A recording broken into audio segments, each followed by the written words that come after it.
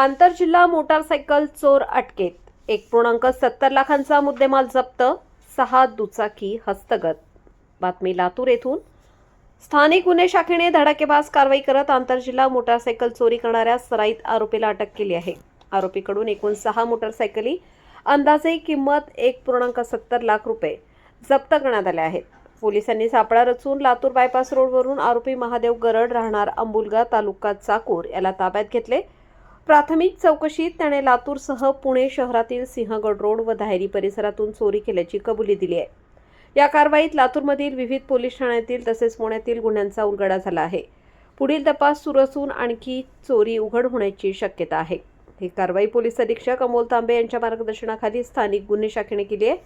नागरिकांना आवाहन: वाहन सुरक्षित ठेवावे, योग्य लॉकिंग वापरावे व संशयास्पद हालचाली दिसल्यास त्वरित पोलिसांना कळवावे.